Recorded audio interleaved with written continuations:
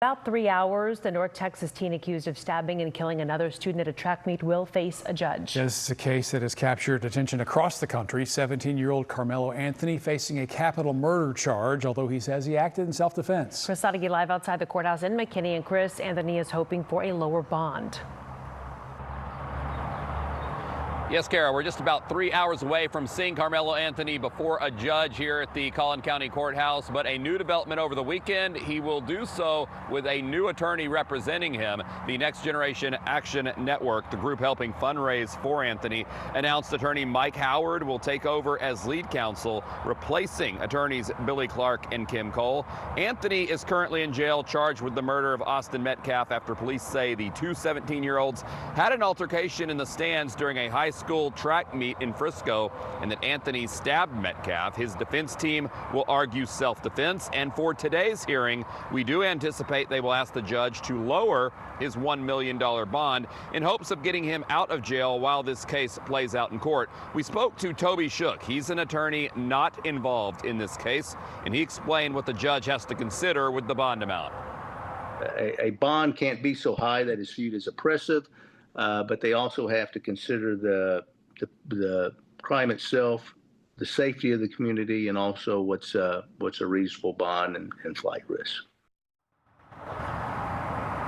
And we know an online fundraiser has raised more than $350,000 for Anthony's defense team through the website GiveSendGo. However, the online fundraising site GoFundMe has disabled all the campaign fundraisers associated with this case. Kara, back to you. All right, Chris, thanks for the update. So Anthony's hearing comes 2 days after friends and family said their final goodbyes to Austin Metcalf with a funeral. We have a link to donate to a scholarship in honor of Austin on WFAA.com. Now, joining us to walk through the next steps is trial attorney Daryl Washington. And this has so many different elements this morning. Daryl, thank you for being here. We appreciate it. Many consider the current $1 million bond to be very high. From your perspective, compared to other cases, is it?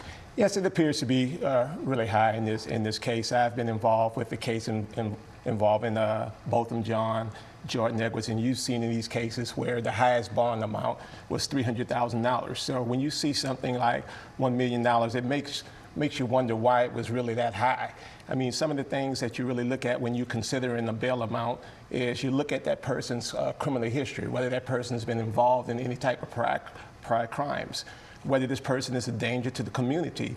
They also look at the family involvements. So when you look at those elements, you sort of wonder why it was set at $1 million, because here in Texas and throughout this country, you have a presumption of innocence. So when you have a bail amount that comes out so high, it gives the community sort of a the thought that perhaps there's some evidence out there that suggests that this person is guilty.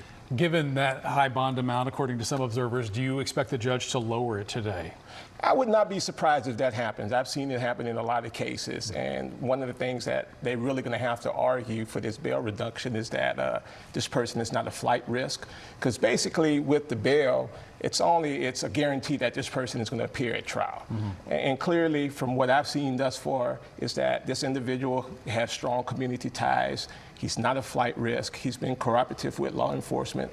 So I really would not be surprised if this bail is reduced. Now, we know that Carmelo Anthony got a new attorney over the weekend. Chris spoke to that. What do you think that will have as far as the significance in this hearing? Well, it's really hard to tell with this. I have not had the opportunity to really look into this attorney's background, but generally you want to have an attorney that is familiar with the venue. So perhaps that can have something to do with it, but it's pretty common to see individuals changing attorneys. So I don't know what's the strategy behind it, but hopefully it's a good one, because this is a really tragic case on both sides. Yeah, well, of course, it will all shake out in just a couple of hours. Daryl Washington, appreciate you waking up early with us this morning. And of course, we will be in the courtroom for the hearing today. We'll bring you all the latest on our website at WFAA.com, and you can always stay up to date with our free streaming app, WFAA Plus, free to download to your smart TV. Well, this morning we are working to learn more about what caused a recycling material to catch fire.